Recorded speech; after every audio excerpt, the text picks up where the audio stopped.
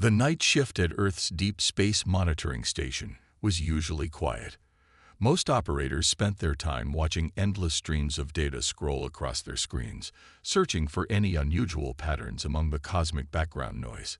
But tonight was different. Jack Smith sat up straight in his chair as an unusual signal caught his attention. At first, he thought it was just another piece of space debris, but the pattern was too regular, too structured to be natural. He quickly ran it through the station's analysis programs. "Sir," Jack called out to his supervisor, "I think you need to see this." Station Chief Robert walked over, his coffee cup still steaming. "What have you got?" "The signal. It's not like anything we've seen before. It's coming from just beyond Pluto's orbit. And it's not random. Look at these patterns." Robert leaned in, his eyes widening as he studied the data. Within minutes, he was on the phone with Earth Space Defense Force headquarters. Less than an hour later, Captain David of the ESDF was staring at the same readings, now displayed on the main screen of the command center. "Play it again," David ordered, his voice steady despite the excitement building in his chest. The speakers filled the room with a series of pulses and tones that definitely weren't natural space noise. The station's best code breakers worked through the night, applying every known decryption method. As dawn broke over the horizon, they made their breakthrough. The message was surprisingly simple once they understood its mathematical base. Help, fleet stranded, life support failing, 300 ships, 50,000 souls. The command center erupted into controlled chaos. Humanity had long wondered if they were alone in the universe, and now they had their answer in the form of a desperate plea for help. Captain David immediately called an emergency meeting with the World Space Council. Representatives from every spacefaring nation gathered virtually as he presented the findings. "The signal is genuine," he explained, standing before the wall of screens showing faces from around the world. "We've confirmed it's coming from a cluster of objects just beyond Pluto. Telescope data shows they're artificial structures, ships, just as the message claims." The Chinese representative spoke first. "How do we know this isn't a trap?" "We don't," David admitted, "but our long-range scans show their power signatures are failing. If they wanted to attack, why pretend to be helpless?" The Indian representative nodded. "What can we do to help? Even our fastest ships would take months to reach them. That's why we need to act now," David said, pulling up a new set of calculations. "We have 3 deep space rescue ships that could reach them in 6 weeks if we use the new fusion drives at full power. They're our best chance." The debate raged for hours. Some nations wanted to ignore the call, arguing that humanity wasn't ready for alien contact. Others saw it as a moral obligation to help. In the end, it was the Brazilian representative who swayed the vote. "If we turn our backs on them," she said, "what does that say about humanity? We've dreamed of reaching the stars. Now the stars are reaching out to us." The vote passed. Within 24 hours, 3 ships, Hope, Mercy, and Salvation, were being prepared for launch. Each vessel was equipped with Earth's best technology and staffed with top engineers, medical personnel, and first contact specialists. Captain David watched from the command center as the rescue fleet lifted off. The ship's fusion drives lit up the night sky like new stars, marking humanity's first deliberate step into a larger universe. As the rescue fleet accelerated toward their distant meeting, David couldn't help but wonder what they would find. Humanity had just proven they could detect, decode, and respond to an alien distress call in less than 48 hours. Whatever these strangers thought of Earth before, they were about to learn that humanity's greatest strength was its ability to act decisively in a crisis. The message had said 50,000 souls needed help. David smiled as he watched the rescue fleet's power signatures fade into the distance. Help was on the way, and it was coming faster than any alien fleet probably expected from such a young spacefaring race. Earth had just announced its presence to the galaxy, not with weapons or threats, but with a simple answer to a call for help. "We're coming." 6 weeks passed like years for the crew of the rescue ship Hope. Commander Lisa stood on the bridge, watching as the alien fleet finally came into view. 300 massive ships hung motionless against the backdrop of stars, their dark hulls reflecting the distant sunlight. "Status report," Lisa called out to her crew. "No signs of weapons charging," reported Bill from Tactical. "Their power readings are even lower than when we left Earth." Mary at Communications added, "Still receiving their distress signal, Commander. No change in pattern." Lisa took a deep breath. Everything humanity knew about first contact was theoretical until now. "Send the greeting message we prepared. All languages, all formats." The message was simple. "We received your call for help. We are from Earth. We come in peace." Minutes passed in tense silence. Then Mary's console lit up. "Commander, they're responding." A series of mathematical equations appeared on the main screen, followed by simple geometric shapes. The universal language of mathematics. Humanity's first real conversation with alien life. "Send the next sequence," Lisa ordered. They had prepared for this, practicing countless first contact scenarios. The exchange continued, each message building on the last, creating a basic framework for communication. 3 hours later, they had established enough common ground to attempt visual communication. The main screen flickered, and Lisa found herself looking at something she never expected. The aliens were tall, slender beings with iridescent skin that seemed to shift colors like soap bubbles in sunlight. Their large eyes were completely black, and they had no visible mouth. Instead, patterns of light danced across their skin. "We are the Wanderers," came the translated message. "We did not expect help so quickly. How did you reach us?" Lisa explained about Earth's fusion drives and space fleet. The aliens' response was surprising. Their light patterns showed confusion and disbelief. "You travel space without mind engines, without thought drive?" they asked. "We use technology, machines and engines," Lisa replied. "What's a mind engine?" The explanation that followed left Earth's scientists stunned. The Wanderers had developed space travel using crystals that responded to psychic energy. Their entire civilization was built around mental powers that humans didn't possess. But now those crystals were failing, and they had no way to power their ships. As the Hope moved closer to dock with the alien fleet's main ship, Lisa received a new message from the Wanderers. "Our children are afraid. Will you show us your ship? Perhaps it will help them understand that different ways can work." Lisa agreed. Using camera drones, she gave them a tour of the Hope.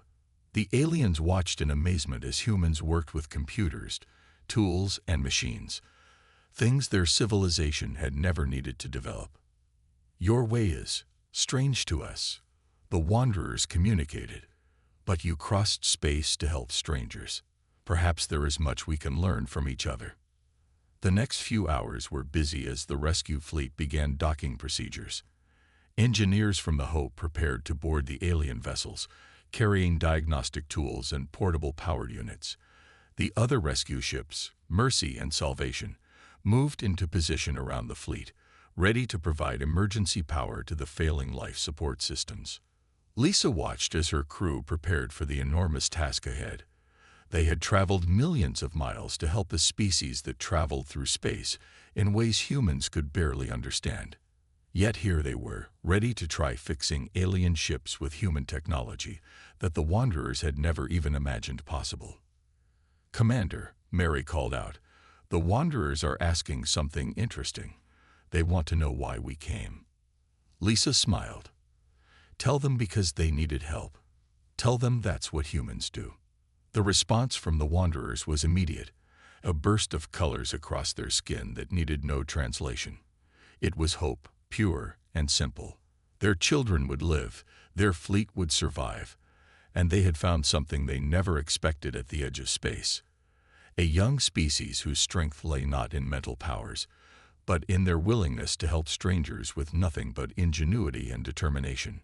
The real work was about to begin, but humanity had already achieved something remarkable. They had made their first alien friends, not through war or trade, but through a simple act of kindness. Dr. Tom stood in the engine room of the lead alien ship, staring at the massive crystal matrices that powered their fleet. The crystals, each the size of a car, pulsed weakly with dying light. Around him, his engineering team took readings with their instruments, trying to understand how these mysterious devices worked. "It's like nothing we've ever seen," his assistant Jeff said, reviewing the data on his tablet. "The crystals respond to their psychic energy, converting thought waves into propulsion power. But they're degrading at an atomic level." Tom walked around the main crystal, his mind racing with possibilities. The Wanderers watched anxiously, their skin flickering with worried patterns of light.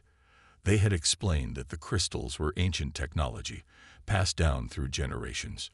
No one had needed to make new ones for thousands of years. "Show me your backup systems," Tom requested through the translation device. The Wanderers' patterns shifted to show confusion. "There are no backups. The crystals never failed before." This was the difference between human and alien thinking. Humans always planned for failure, always had backups, because their technology wasn't perfect. The Wanderers had relied on a single, perfect system, until it wasn't perfect anymore. "Jeff, get me the power readings from our fusion cores," Tom called out. An idea was forming in his mind, crazy but possible. "And I need the specs on those emergency power converters we brought." The next 12 hours were intense. Tom's team worked nonstop, setting up human equipment around the alien crystals. The Wanderers watched in fascination as the engineers used tools and machines, something their species had never needed to develop. "What we're trying to do," Tom explained to the alien leaders, "is use our fusion power to excite the crystal matrix. Instead of psychic energy, we'll use plasma-controlled electromagnetic pulses." The alien skin flickered with doubt. "Your mechanical energy cannot replace thought power," they communicated. Tom smiled. "Maybe not directly. But energy is energy. We just need to find the right frequency." The first test failed spectacularly, sending sparks flying across the engine room. The second test did nothing at all. But Tom's team kept adjusting, kept trying. The Wanderers began to understand something new about humans. They saw failure as a step toward success, not as an end. On the 17th attempt, something remarkable happened. The crystal matrix began to glow, not with its usual soft light, but with a bright, steady pulse. "Power readings are at 15% and climbing," Jeff announced excitedly. "The crystal is accepting the fusion energy." The Wanderer's skin erupted in patterns of amazement and joy. They had thought their technology could only work with psychic energy, but humans had found another way. Tom's team worked through the night, refining their solution. They designed a converter that could take the raw power from Earth's fusion generators and transform it into energy the crystals could use. It wasn't as efficient as the original psychic interface, but it would keep the ships running. "We'll need to install converters on all 300 ships," Tom told Commander Lisa during their briefing. "It's a big job, but we can do it. The Wanderers are quick learners. They're already helping us build more converters using our spare parts." Lisa nodded, impressed. "How long until the first ship is fully powered?" 24 hours, Tom replied. "We're starting with the ships that have the most critical life support issues. The whole fleet should be done in 2 weeks." As Tom left the briefing, he found a group of young Wanderers waiting for him. Their skin patterns showed curiosity and wonder.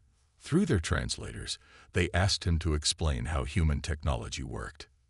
"We want to learn your way," they communicated. "The way of making and building. The way of trying new things." Tom looked at these alien children, their skin glowing with eagerness to learn, and realized something important.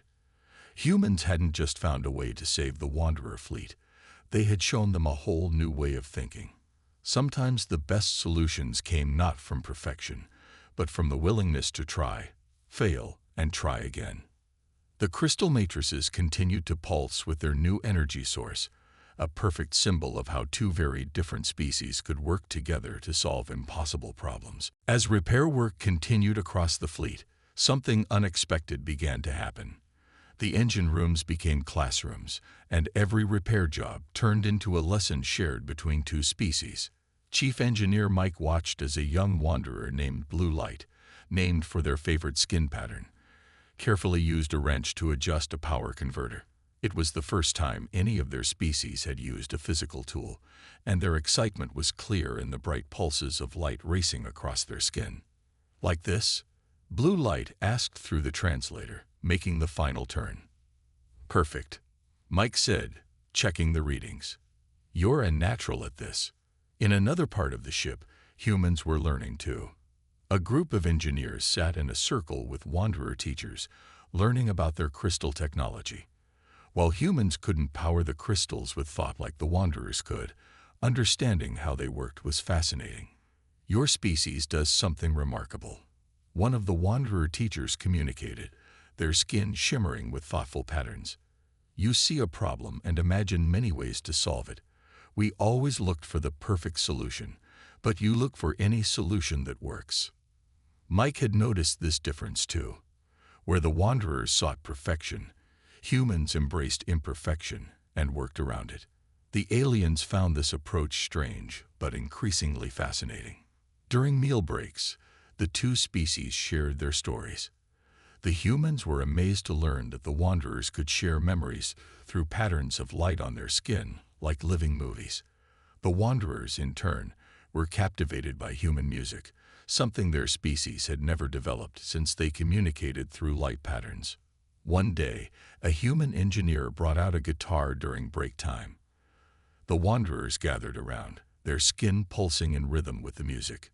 Soon, they began adding their own light shows to the songs, creating a stunning combination of sound and light that neither species could have made alone. "Look at that," Commander Lisa said to Captain David over their video call. "A week ago, they were complete strangers. Now they're inventing new art forms together." David nodded, smiling. The World Space Council is amazed at the progress. The wanderers are already sharing some of their scientific knowledge with us.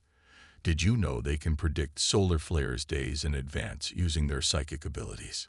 That could save countless lives, Lisa replied. And they're just as excited about our computer technology. Apparently, they never developed computers because they could store information in their crystal matrices.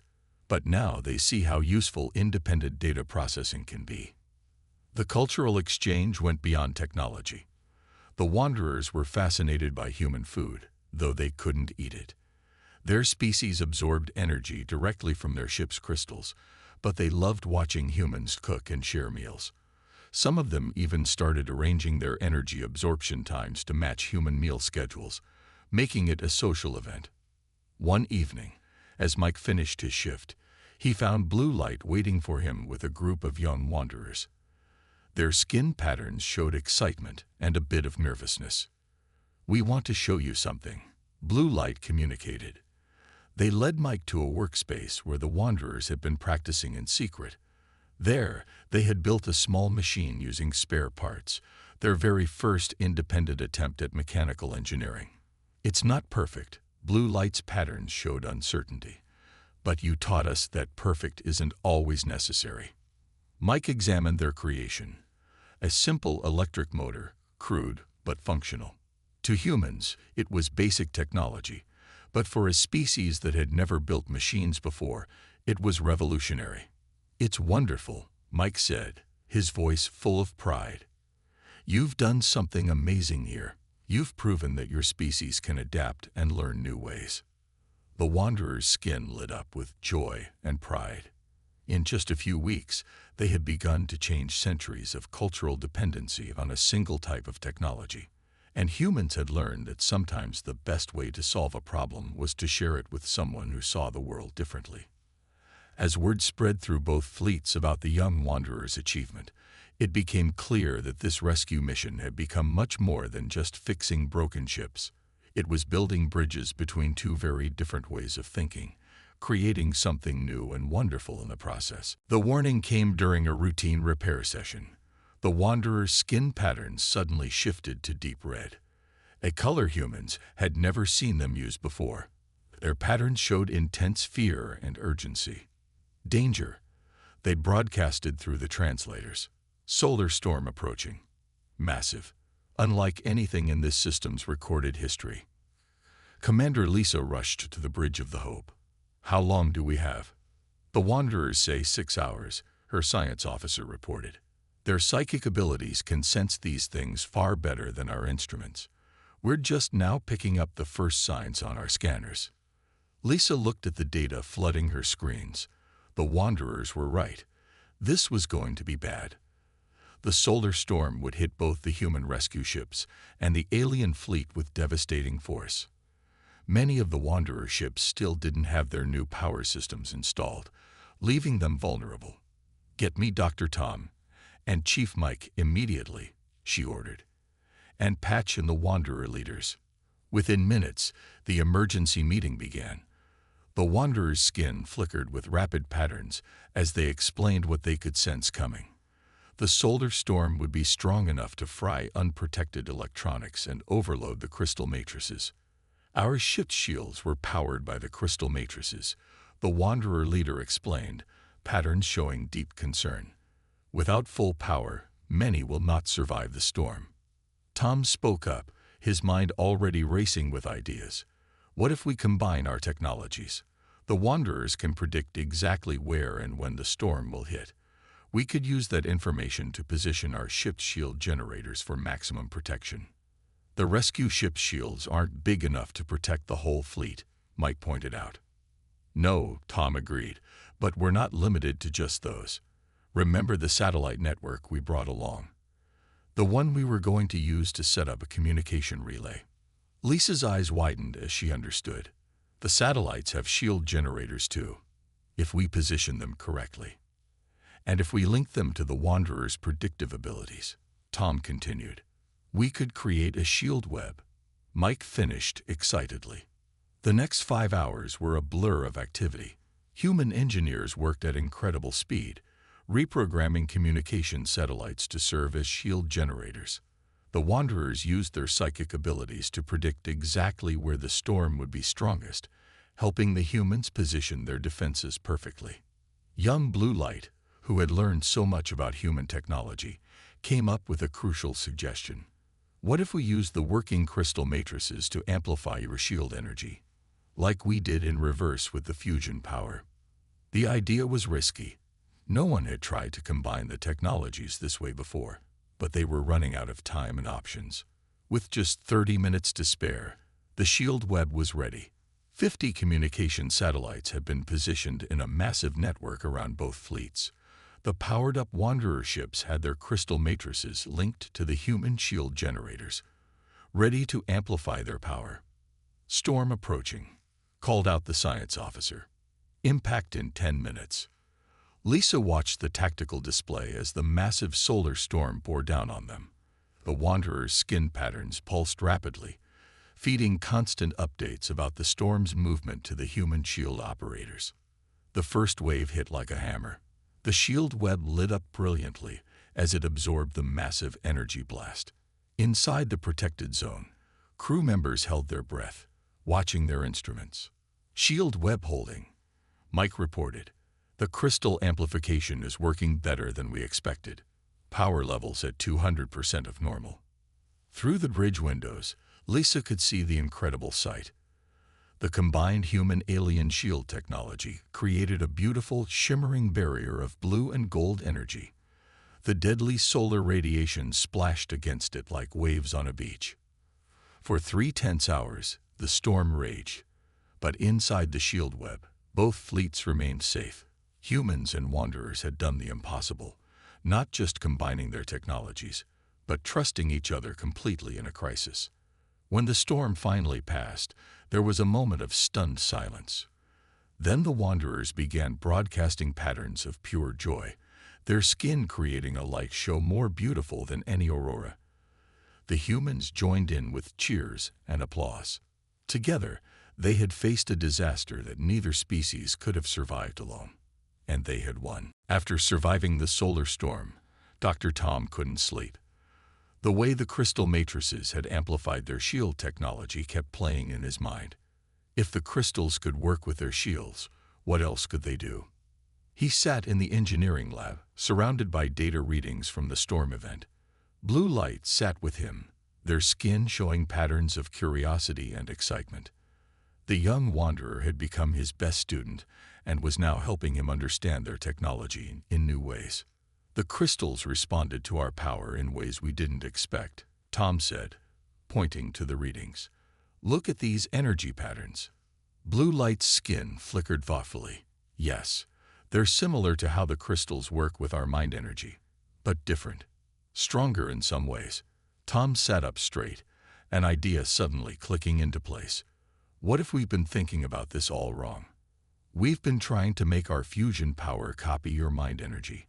But what if instead we create something new? Blue light finished, their skin pulsing with excitement. The next day, Tom presented his idea to both human and wanderer leaders. Instead of just powering the old crystal matrices with fusion energy, they could create a hybrid system. The crystals would channel both mechanical and psychic energy, making them more powerful than ever before. It's like having two engines working together, he explained, each one making the other stronger. The wanderer's skin showed mixed patterns, hope mixed with uncertainty. This would mean changing technology they had used for thousands of years. But after seeing how well human and alien technology worked together during the solar storm, they agreed to try. Work began immediately. Human engineers and wanderer crystal experts worked side by side, combining their knowledge in ways never tried before. They took apart fusion reactors and crystal matrices, rebuilding them into something entirely new. Blue Light led a team of young wanderers who had learned human engineering. They helped design new tools that could work with both technologies. Their fresh perspective, unburdened by traditional thinking from either species, proved invaluable. The first test came 3 days later. Everyone gathered in the main engineering bay of the lead wanderer ship. The new hybrid power core sat in the center, a strange but beautiful mix of human machinery and alien crystals. Power up the fusion reactor, Tom ordered. The human technology hummed to life. Inside the crystal chamber, the wanderer engineers began focusing their psychic energy. For a moment, nothing seemed to happen. Then the crystals began to glow, brighter than anyone had ever seen before. The energy readings shot off the scales. It's working. Mike called out from his monitoring station. Power output is 3 times higher than the original crystal matrices. The wanderer's skin erupted in patterns of pure amazement. The human engineers cheered. They had done more than just fix the failing crystal matrices. They had made them better. But there's something else. Blue Light communicated, their skin showing patterns of discovery. The crystal is singing to us. The fusion energy has created new harmonics in the matrix. We can feel it in our minds, stronger and clearer than ever before. Over the next few days, they discovered that the hybrid system had unexpected benefits. The wanderers could control it more precisely than their old crystals. The human components made the system more reliable and easier to repair.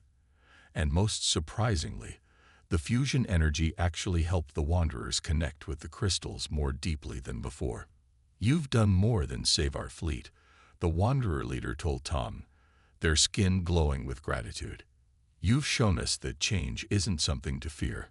By combining our technologies, we've made something better than either of us had alone.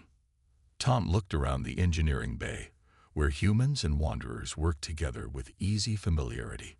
Young wanderers were learning to use tools while teaching humans about crystal harmonics. 2 completely different approaches to technology had come together to create something new and wonderful. That's what humans do best, Tom said. We don't just solve problems, we find ways to make things better than they were before. And now we know that works even better when we do it together. The day of departure arrived sooner than anyone expected. After weeks of work, all 300 wanderer ships had been fitted with the new hybrid power systems. The fleet that had arrived desperate and dying was now stronger than ever. Commander Lisa stood in the Hope's main meeting room with leaders from both species. Through the viewing window, they could see Earth's rescue ships floating beside the massive Wanderer vessels, looking tiny but proud. The Galactic Council needs to know about this. The Wanderer leader's skin pulsed with determination. Your species wasn't scheduled to be contacted for another 50 years, but you've proven yourselves far more capable than anyone imagined. What exactly is the Galactic Council? Lisa asked. The Wanderers explained through patterns of light and translated words. The Council was a gathering of advanced species that helped guide developing civilizations. They had been watching Earth from afar, waiting for humans to develop certain technologies before making contact. But you didn't just develop technology. Blue Light added, their skin showing excited patterns. You showed us a whole new way of thinking. The Council needs to understand what you've done here. The Wanderer leader's skin shifted to formal patterns. We officially invite Earth to join the Galactic Council, effective immediately. Your seat will be the first ever granted to a species that hasn't developed faster than light travel. The human leaders on the video screens back on Earth erupted in excited discussion. This was bigger than anyone had imagined when they first answered that distress call. There's more, the Wanderer leader continued. We want to establish a permanent exchange program. Our young ones want to learn your engineering ways, and we can teach you about crystal technology. Together, we might even discover how to combine our psychic abilities with your mechanical genius in new ways. Tom and Blue Light exchanged glances. They had already started sketching plans for new inventions that combined both species' knowledge. We accept, Earth's representatives announced after a brief discussion. This is a chance for both our species to grow stronger together. As the formal agreements were made, crew members from both fleets gathered to say goodbye. Humans and Wanderers had formed deep friendships during their time together. The engineering teams had even created special communication devices that would let them stay in touch across the vast distances of space. Remember when you first built that simple motor? Mike asked Blue Light as they said their farewells. Blue Light's skin flickered with amusement and pride. Now we're building hybrid crystal fusion drives. We've come a long way. The Council won't know what hit them, Mike laughed. A bunch of Wanderers showing up with toolboxes and mechanical skills, talking about backup systems and practical solutions. And humans arriving decades early, already knowing about crystal matrices and psychic technology. Blue Light's patterns showed joy. We're going to change the galaxy together. The departure ceremony was beautiful. As the Wanderer fleet prepared to leave, their ships created a massive light show, their hulls glowing with patterns of gratitude and friendship. The human rescue ships responded with a spectacular display of flares and signal lights. Just before they left, the Wanderer leader shared one last message. We came here powerless and dying. You could have ignored our call. Instead, you crossed the solar system to help strangers. You didn't just save our fleet. You showed us that there are always new ways to solve old problems. The galaxy will remember this. Commander Lisa watched as the Wanderer fleet engaged their new hybrid drives. The ships moved with grace and power, their hulls gleaming with the combined energy of crystal matrices and fusion power. As they accelerated away, their light patterns spelled out one last message in the darkness of space. Thank you, Earth. See you at the Council. Back on the Hope, Lisa smiled at her crew. Well, that's one way to introduce ourselves to the galaxy. Not with weapons or demands, but by lending a helping hand. What do you think will happen next? Tom asked. I don't know, Lisa replied, watching the last lights of the Wanderer fleet fade into the distance. But I do know this. Humanity just proved we're ready for whatever comes next. Because when the universe called for help, we answered. And we didn't just solve the problem. We made things better than they were before. That's who we are. That's what we do.